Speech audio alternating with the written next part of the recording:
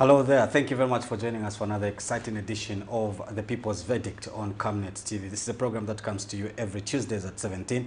And today we are privileged. We do have the Magoye Member of Parliament, Honorable Mwemba Malambo, just to discuss issues surrounding the constituency and, of course, issues of national importance. And Mr. Mwemba, I would like to thank you very much for making it to Camnet TV.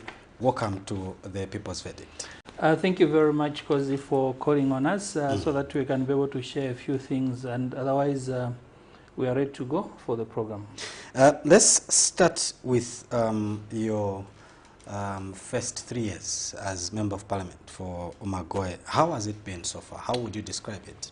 It has been a very exciting period of time, of which we have learned a lot in the process. We have learned how Parliament operates. We have known how to engage with our people in the community.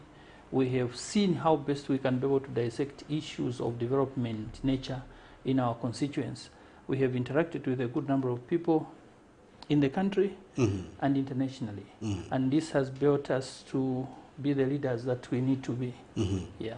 What are some of the milestones would you point at from the time you were elected into office?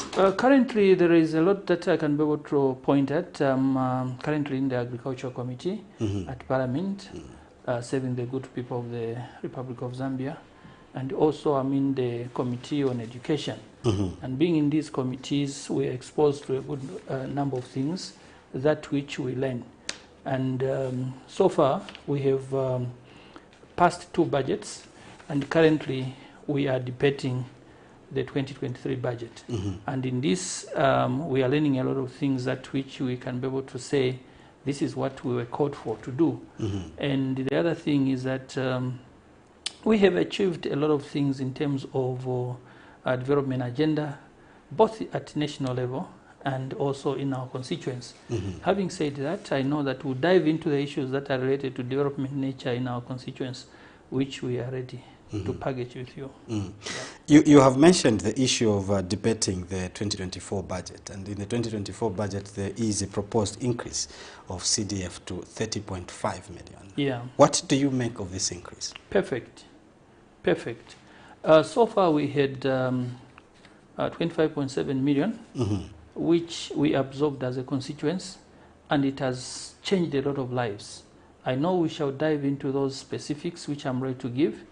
And we had 28.3, which we are absorbing at the moment. Already the benefits have been seen on the ground, and we are ready for 30.6 million. And this money, I know that it will go a long, long way to ensure that we alleviate poverty in our constituencies. I want to appreciate, because the initial amount of money that was given, that was 1.6 million. I literally cannot point at anything in our constituents to say this was built out of the 1.6 million, because the money was too small. And looking at the money that was given by the new Don government under the able leadership of President Hakainde Hichilema, who has ably, so far so good, managed this country, this money has gone a lot way in ensuring that the lives of the people are ameliorated. Because if you can be able to see, we have sent a lot of children to schools, skills training, and we have given grants. We have even given loans and built a good number of community projects, which I'm ready to specify here. Some sectors of society, however, argue that it was not necessary to increase the CDF to 30. We should have first evaluated how it worked at 28 million kwacha. I think increasing does not mean that we cannot evaluate. We can still evaluate what is to have increased. Evaluation is based on the fact that we want to determine if the performance of the same amount of money, has it performed well or not. Now, if it has performed well, then we can be able to proceed with what we have. If it hasn't performed well, where have we gone wrong? What do we need to do? If we can be able to answer those questions, then it is very easy for us to conquer the 30.6 million. And as far as I'm concerned, as an area member of Parliament from Magoye constituency, I can rest assure you that with what we have already done with the CDF for 2023, I can assure you that we are ready to completely absorb the 2024 CDF. Actually, it's not just about absorbing. It's about quality things that we have done using that money. Yeah. Okay. Now, you did allude to the fact that there was literally nothing you could point at from the 1.6 that was given previously. And now we are at 30.6. What do you think that CDF is the only answer to development in our constituencies? Actually, it is just one of those things that we can be able to point at and say that the government has delivered in CDF, but we have other monies that we are utilizing. I'll give you an example. In our constituency, we have road development program of 10 roads. For the very first time in the history of our constituency, 10 roads are being constructed. Itebe Road, which starts from the main tarmac, Mbia Road up to Rungwe, and the Mwanajingwara Road, the road from Tandavale to Simwaba, Simwaba to Naleza, Naleza to Mabanga, Mabanga to Manyana, Chivuna Road, Mbia Road, Kalama Siowi Road. All these roads are being done by the World Bank. So it is not only CDF. Then you can talk about Munjire Secondary School. It started way back under PF, but now we are putting up about 7 houses, and we are putting in dormitories for the girls. As you are aware that that school had no facility of that nature, so we are putting in the dormitory for girls. And also we are yet to build a dining hall. So all that money is coming from the World Bank. So it means that it's not only CDF that can be able to oil the wheels of development, but also other monies are coming on board. Yeah. Let's now talk about some of the projects that are currently running under the CDF in Magoe constituency. I think we have a lot of projects, and I'll be able to be so specific of the projects that we have done. Under 2022 projects, we completed we actually began with the little money that was raised in 2021 and completed what we found was at slab level in Kalama, a 1x2 classroom block, and we allocated money to complete it. Then we had to complete again, because of the small amount of the money, it was 1.6 million. There was no probability of finishing those projects. But because of the release, the timely release of the CDF for 2021, we were able to complete Kalama and then construction of staff house and veranda at Nachboma Clinic, drilling and equipping of 4 boreholes with hand pumps in Chivuna, construction of a health post in Chibuyu, construction of a 1x3 classroom block at Hanjalika, rehabilitation of 1x2 classroom block at Kataba, construction of a 1x2 classroom block at Magoe Research Primary School, completion of a staff house at Mbia Clinic, completion of staff house at Sioi Clinic, completion of a 1x3 classroom block at Chovana School. That was the 2021 money. Then 2022, we had to drill 15 boreholes. As you know, Mbaya Ward is a brand new ward. So people there requested that we do the boreholes, and we provided them with 15 boreholes, of which 11 were successful, only 4 were not successful. Then in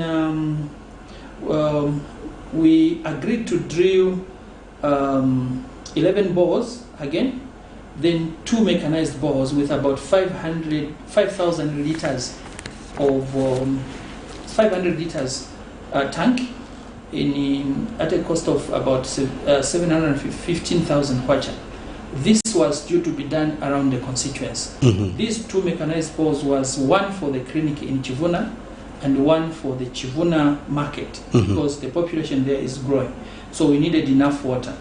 Then the other one was a connection of power at Nachpoma Clinic, because there was no power. As you are aware that the clinic needs a bit of electricity because of the nature of it. So we had to provide 630,000 for us to put up power. All this project was very successful. Then construction of Munjire shelter. This was a brand new market shelter which has never been constructed, and we put up a shelter at Munjire there. Then construction of a staff house at Munenga, we completed it. Construction of a staff house at Mukuyu, we completed it. Construction of a 1x3 classroom block at Mezi, it is at 90% completion. This Mezi area, it is the furthest point to the eastern side of Magoe constituency. It's a brand new school. It has never existed in the history of Zambia.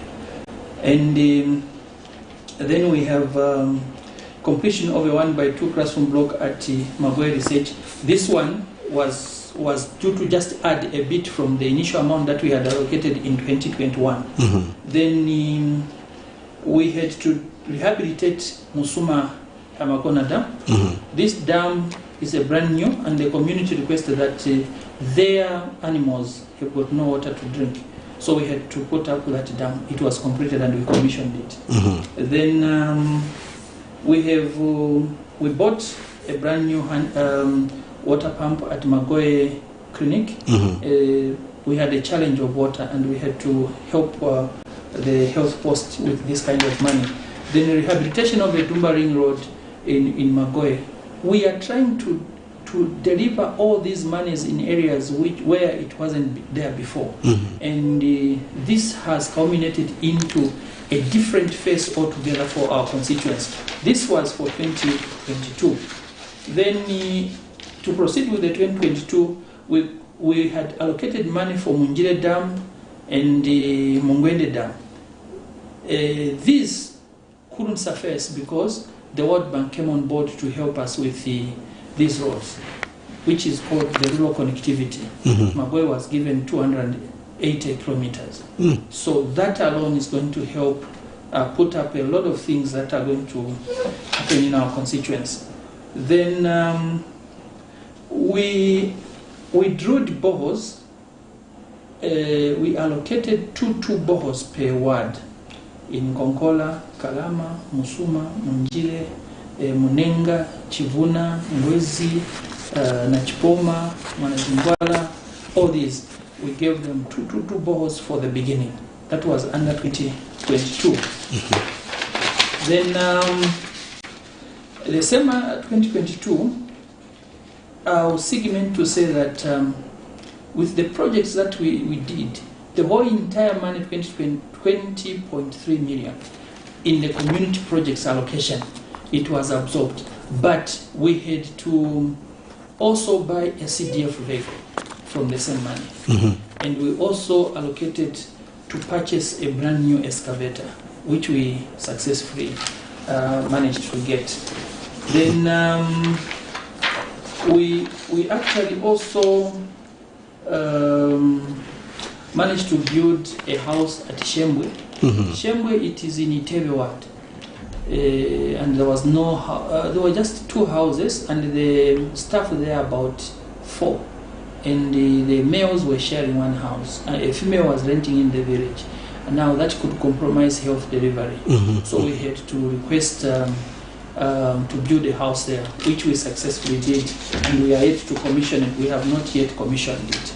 These projects are under 2022 money. Then coming to the 2023 CDF money, most of the projects are under procurement. I can tell you to say that the Mbaya 1x3 classroom block, it is under procurement. The Chivuna Road, Itebe Konkora Road, Konkola Hanzara Road, it is going to be done by our council. We allocated money there. Then we also have a house, a 1x2 classroom block at a certain school there in Konkola. Then coming to Chivuna, we agreed to one of the donors, like I've indicated, that is not only CDF that is going to help us actually develop our constituents. One of the donors donated an X-ray machine. So the CDF is going to build a house to house that particular machine.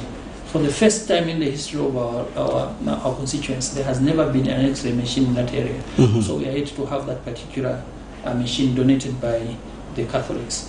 Then we come to Munjire. Munjire, like I've mentioned, we are yet to build a 1x2 classroom block at Chitongo.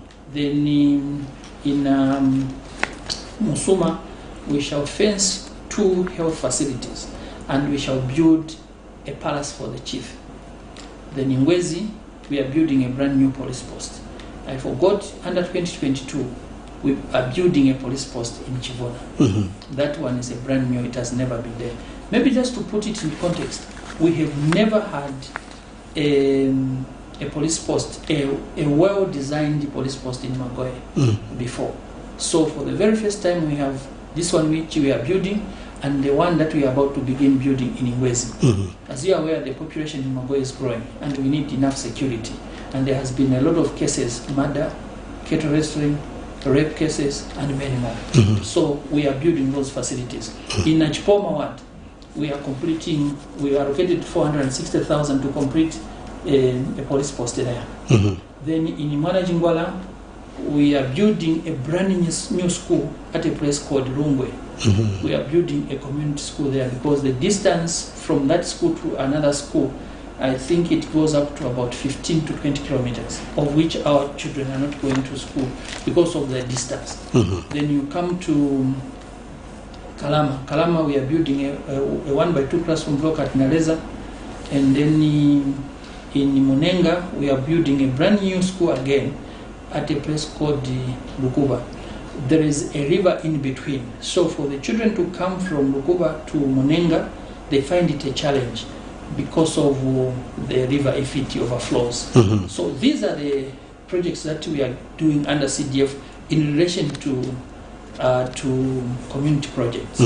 But coming to the loans, the grants, the bursaries, I can tell you to say that under 2022, we gave bursaries to the tune of 1,172,000 kwacha. All this money went to benefit our children who are going to secondary schools from grade 8 up to 12. Then again, we have this money that we allocated where 397 students benefited under 2022 on their skills. Then we have the grants where about 24 benefited from the first quarter of 2024. Then the total number went up to 111 in 2022. Then over the loans, we disbursed up to about 2,145,000. That is under 2022. This year, we have released up to about 2,227,000 and 109 people. Those are the grants. Then on the loan part, we have last week they were getting this money, 3,227,784. This money is under 2023 budget. So the CDF is changing lives. I want to tell you to say that with all these volumes of money that are going into our constituents, you can see the economy of Magoe changing every day because we are now able to generate our own employment, and the people are able to be aided through the grants and making their own living. And that alone is a massive milestone for the new Dawn government.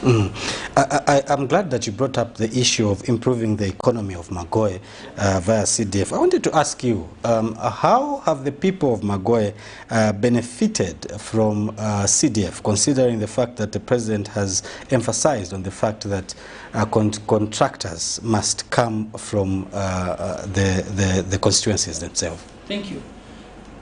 The 2022 CDF desks manufacturing was all done locally, and we supplied 973 desks for 2022.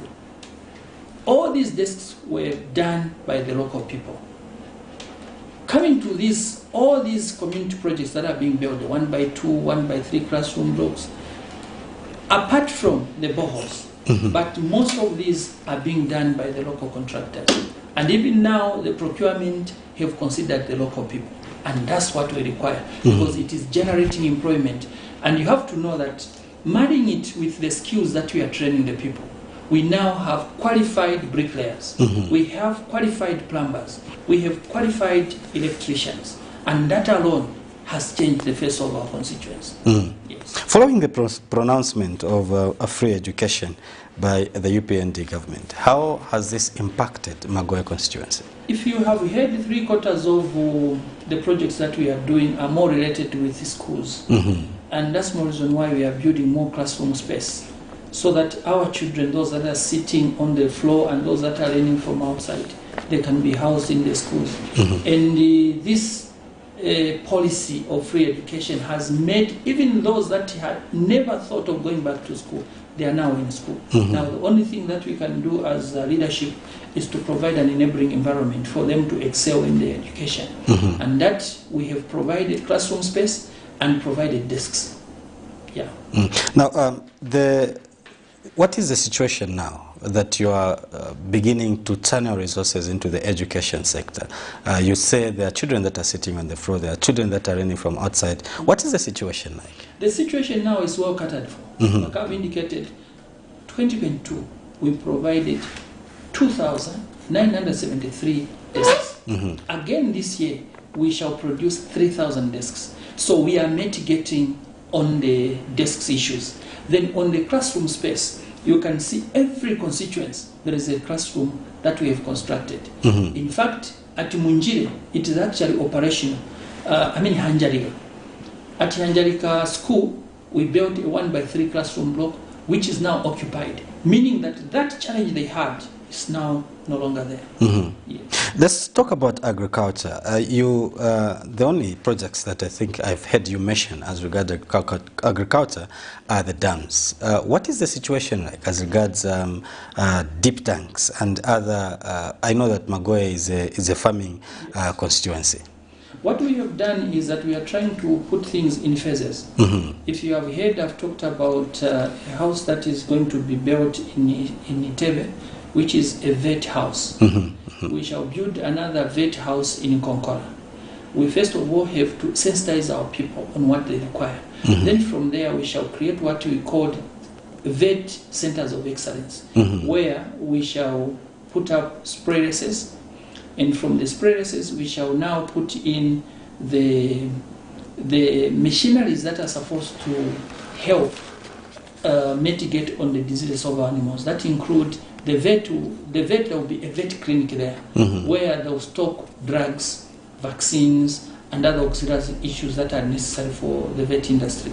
So the issue is that now, as I speak to you, in Itebe, the house is on procurement stage. And once that has been done, we shall push in a few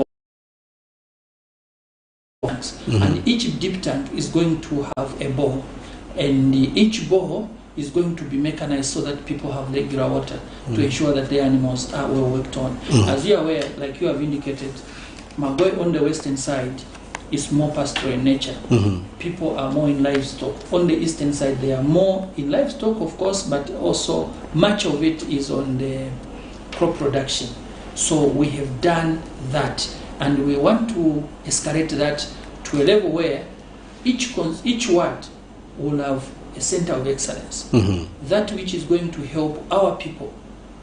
If they have an animal which is sick, they just rush to the vet house, get the drug, get the vet personnel, they go and work on the animal without looking for other people. As you are aware, many of the vet personnel, they are living in town because they don't have facilities in the rural areas. So we are putting up those facilities to ensure that we debunk those people from urban areas to go into their rural areas, in their areas of operation. Yes. Now, before we leave the issue of livestock, recently we did see an outbreak of anthrax in some parts of the country. What is the situation like in Magoe, and how are you trying to protect the animals there from getting infected? First of all, I want to thank the President, Mr. Helainde Hichilema, that the response to the anthrax vaccinations in the areas where we discovered this disease, Nazongwe, Kazungula, Kalomo, part of Pemba, the vaccinations are going on aggressively. What is good for you to hear is that in Magoye there is no anthrax yet, but we are sensitizing through radio stations and through the vet personnel.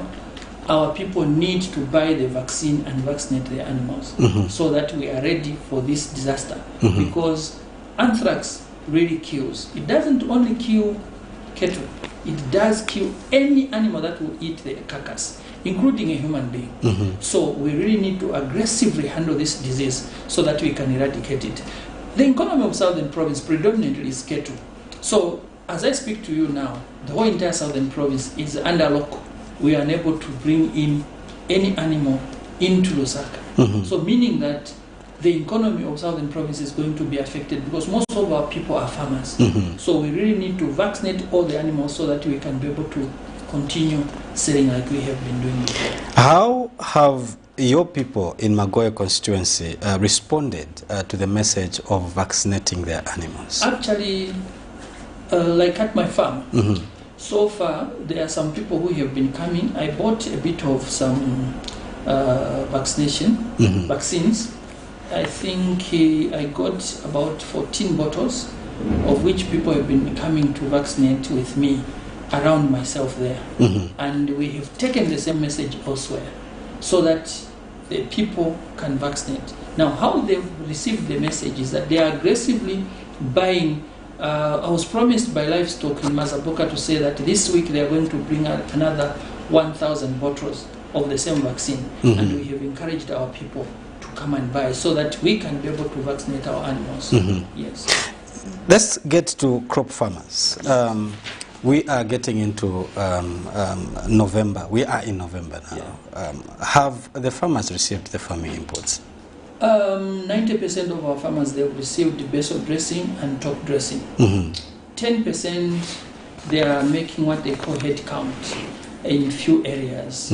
But I can assure you to say that the farmers are ready for the season. And I'm so glad to the government of the day, the UPND government, that for the first time they've supplied these farming inputs in time, not even on time, in time. And that alone has helped the farmers to plan well for this season. And I can rest assure you, if all being equal, next year there will be a bumper harvest.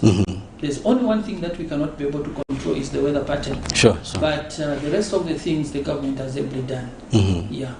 Over in Magoye, more than 90 to 200 farmers, that is 200,000 farmers will access this facility. Yes. Okay, now let's get to the issue of the high cost of living. You and me would agree that currently the high cost of living in Zambia is a little bit high. As a lawmaker, what are you doing to help in this situation? There are so many things that the New Dawn government is trying to put in place to ensure that we help mitigate on the cost of living. There are some fundamentals that we as a country cannot be able to control. There are some situations that we can be able to manage as a country. We cannot be able to control. One of the main ingredients to the cost of living are issues related to the fuel. That one we cannot be able to control it, because for as long as the fuel is being bought from elsewhere, I can assure you that the cost will remain high, because we are not determining the price of the same commodity from where it comes from. Then coming to the exchange rate, which also affects the increase of fuel. For as long as we have weak export, for us to earn the necessary foreign exchange, I can assure you to say that the cost of the dollar will continue going up. So there are some fundamentals that the New Dawn government has put in place. Reopening of some mines that were closed. Once that mine starts running, it means that the copper production is going to go high, to go up.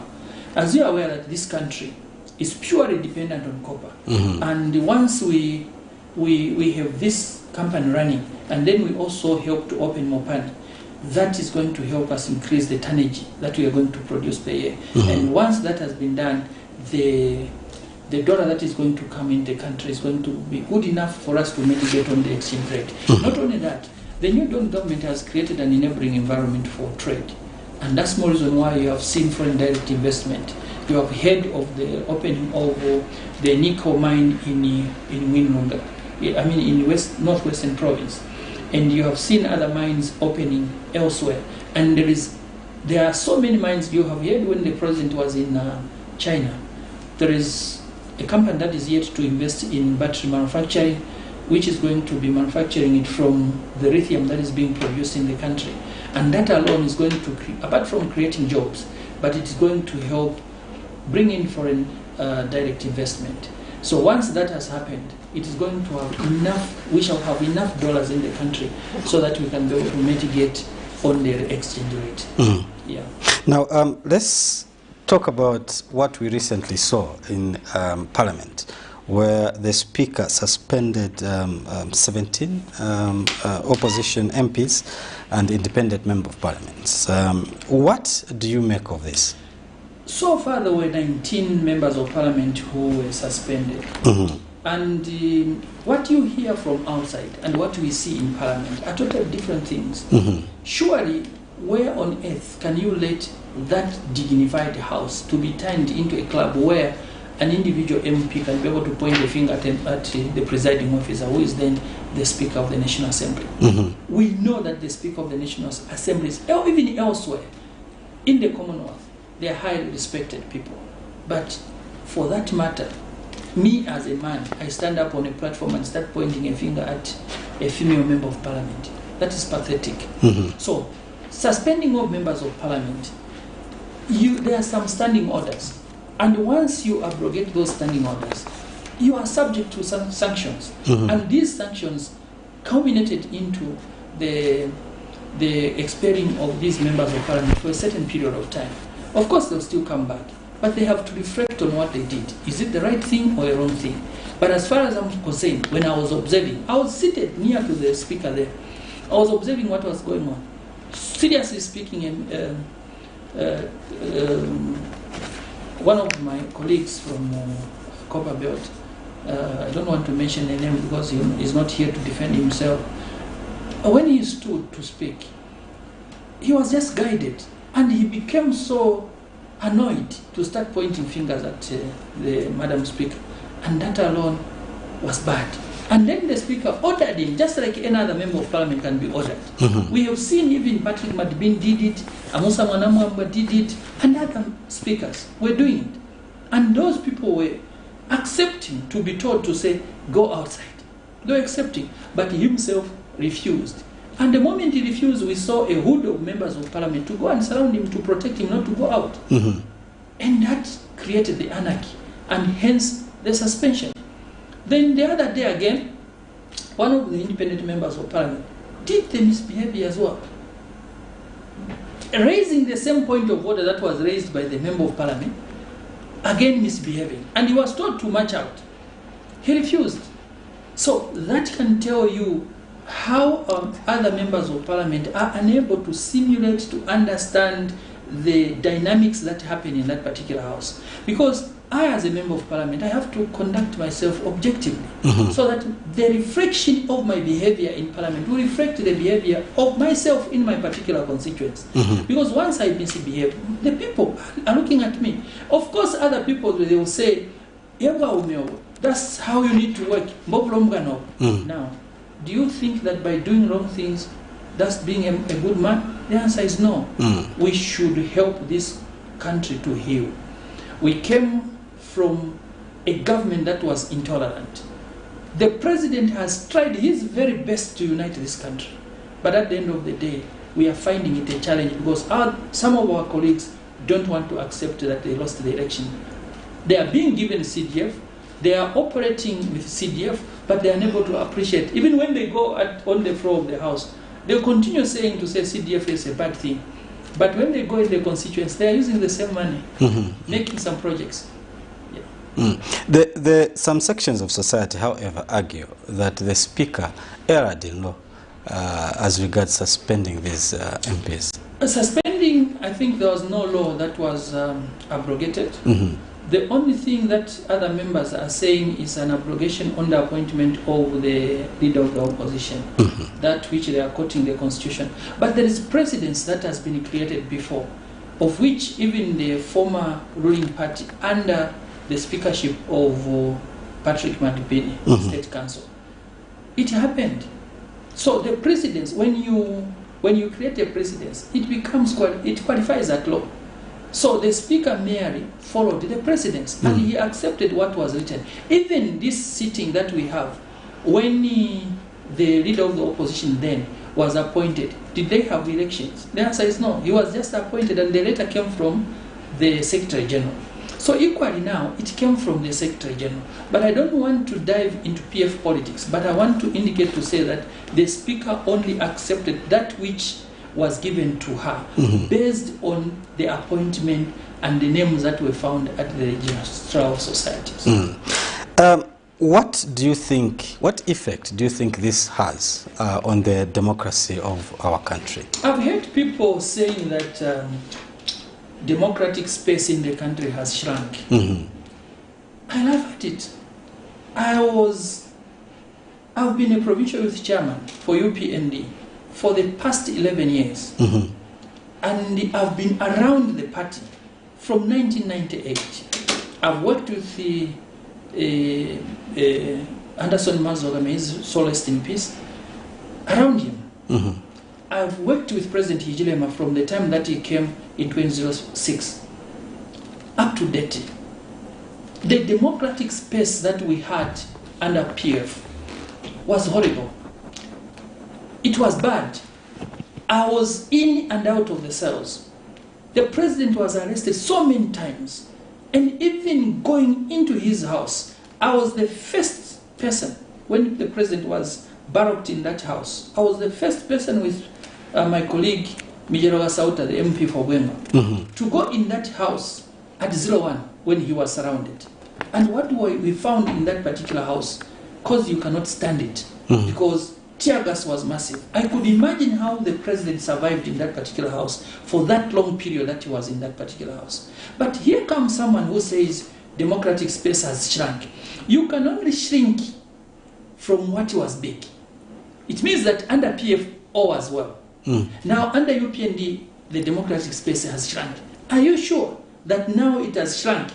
When we were finding all these, I was arrested with Honorable Gary Kombo in Livingston on a very simple thing to say that the PF had a fight somewhere and one of their colleagues was badly beaten, and which culminated into death.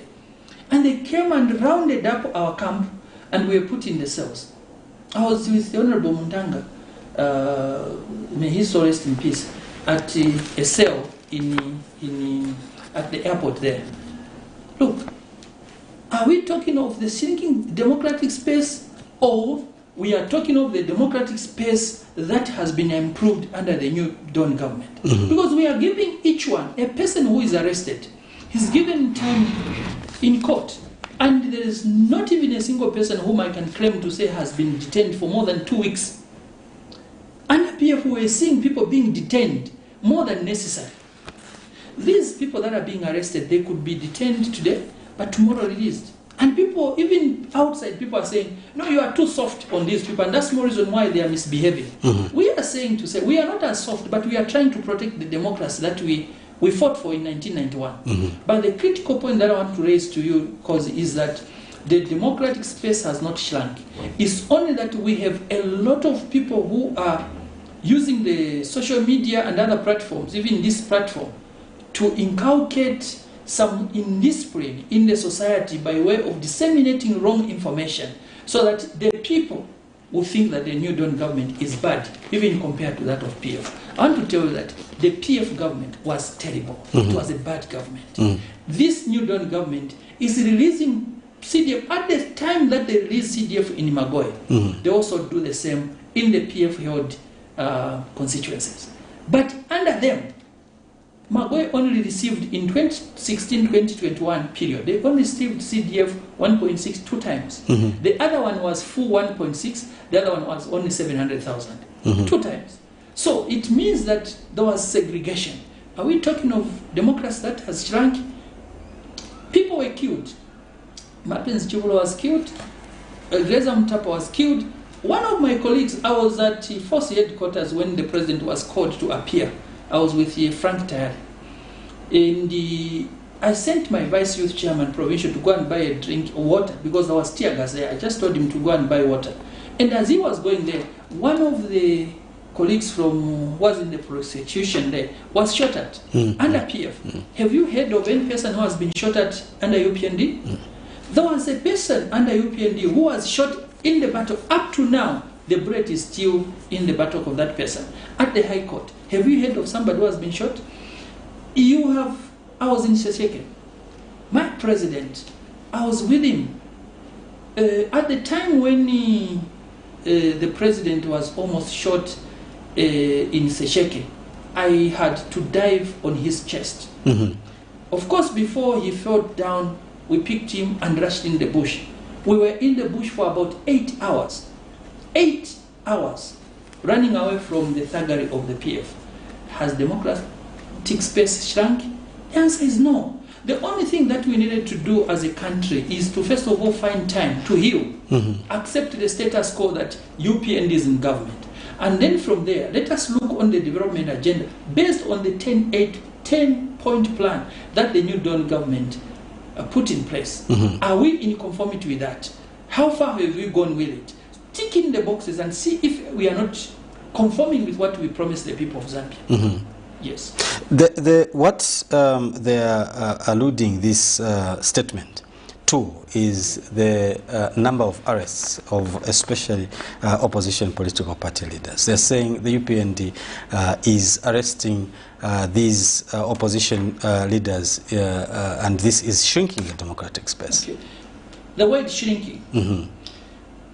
Count how many times has any of the opposition leaders who has been arrested 5 times? Who is just, do you have any? How many times was President Yilema arrested? Several. And just this period under PF, several times. Then somebody wants to claim to say because he has been arrested today because of his leaking mouth. Some of these colleagues are trying to fight the government by using the social media and by releasing some information. Some of it is seditious, some of it is so espionage, some of it is contrary to the laws of this country. Now, you want this government to just let it go? The answer is no. We have to conform with the laws of this country. Arrest them, let them appear in court. If the court finds them with a case to answer, they'll proceed with conviction. But if they don't find them with a case to answer, they'll release them. So the only thing that we have to do is to protect the people of Zambia. As far as I'm concerned, I can give you a pertinent example. When you talk about misuse of social media, it is under PF. You really can be able to appreciate to say that we have seen a lot of people on social media, and that alone is bad. We need to be responsible. This social media came on board to help us communicate and do good things. There are some countries who are utilizing social media to perfect their economy. But our country, even when I open this, my Facebook today, you'll find that somebody will be talking of trivial things, bad things, instead of trying to educate our society to be responsible. The confusion that is in the Opposition Patriotic Front, they are attributing it to you, the UPND. They're saying this confusion is being fueled by the UPND. What is your reaction? At one point, the so-called president of PF now was he was part of alliance partners in the UPND. Then he was in disagreement with our policies and he left. What would bring him back to UPND now? The UPND leadership, I'm very aware, and I can put it categorically clear here, they are not part and parcel of this problem. The problem is emanating from themselves as PF because they failed to hold a convention from the time that President Lungu resigned. He wrote a letter to cabinet to resign, and then from there he has come back. So he pretended to resign so that the government will still pay him. So he was merely on holiday because he never resigned. If we were serious as a country, we could have reported Edgar Lungu for theft of public resources, plunder of national resources. Because from the time that he left the presidency, he has been getting the salaries and using government officers. The government has been even renting the house, and there were vehicles from the government that were delegated to him. But he knew to say that I'll come back. Why did he resign in the first place? So that is a crime on its own. But when we arrest him, people are going to say the UPND is afraid of Edgar Lungu. But there is a crime that people of Zambia need to agree to say that he committed. Why should we be that gullible that we should let other lawbreakers loose simply because the public outcry will be that we are provoking the former president? The answer is no. We just needed to be responsible. There was so much dignity.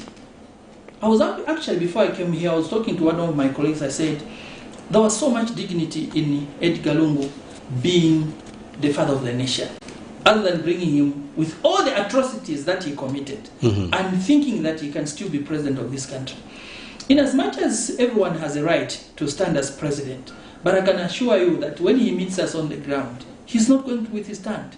Because if in 2015 he won an election, only questionable because we petitioned. Again in 2016, he pretended to having won an election.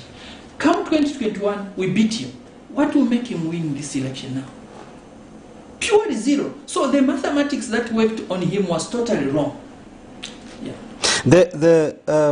Some section of society are saying that the current politics is not civil, and you have mentioned here that some members of parliament in parliament are not conducting themselves well.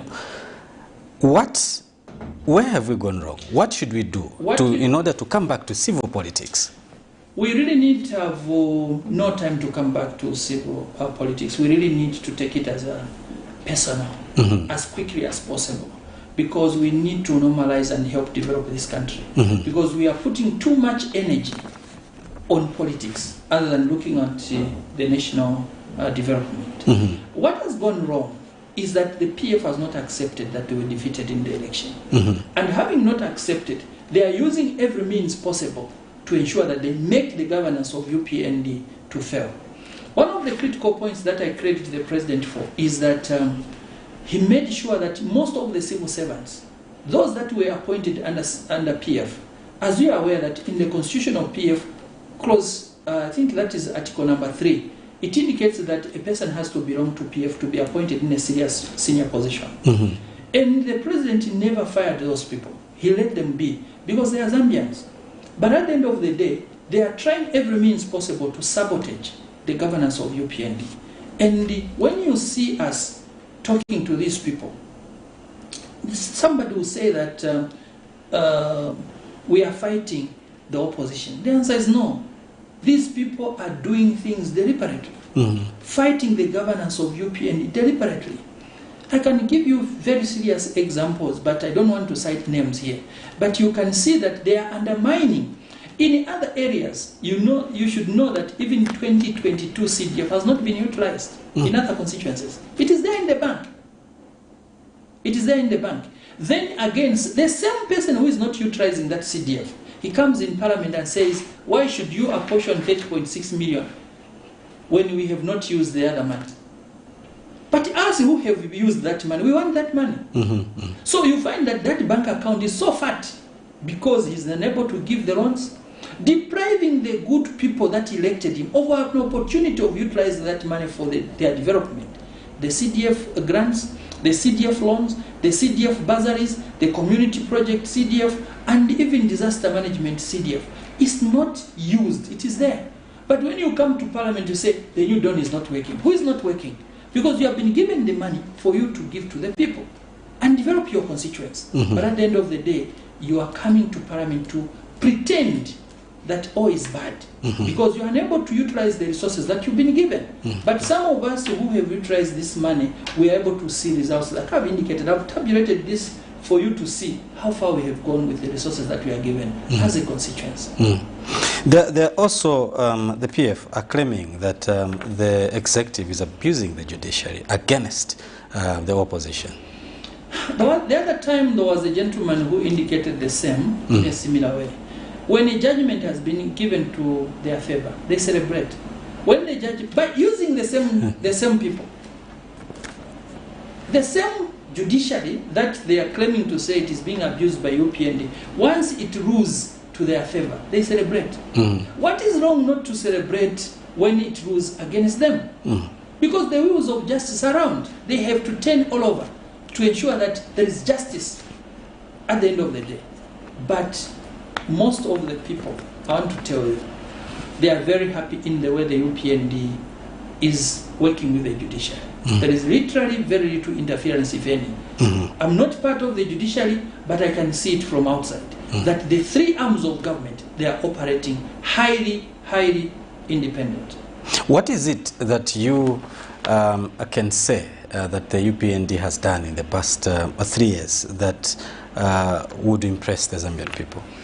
Amongst many issues that I would indicate is an enabling environment for everyone to be at peace with himself or herself.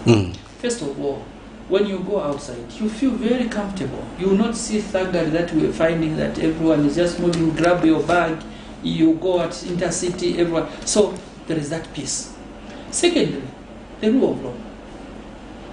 The rule of law. You are arrested today, you go to court, you have your day. No one is being detained arbitrarily. If you have been denied bail, you should know that your case is unbearable.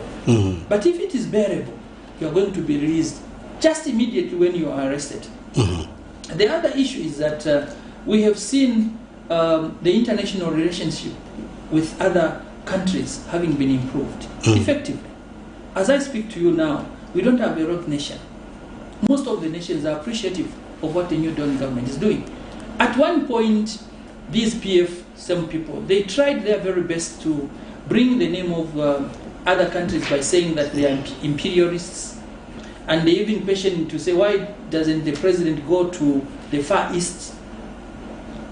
All that was meant to just bring uncomfortability in the management of this country. They even went further to say the UPND has taken an allied stance on the issue of Ukraine-Russian war. All these things were meant to annoy Russia, so that they will be seen to be good people to Russia. Now, you don't care about your country. You want to bring the name of this country into disrepute. There's even an issue of Zimbabwe here, where someone went on the mountain to say UPND was oiling an opposition leader to become president of Zimbabwe.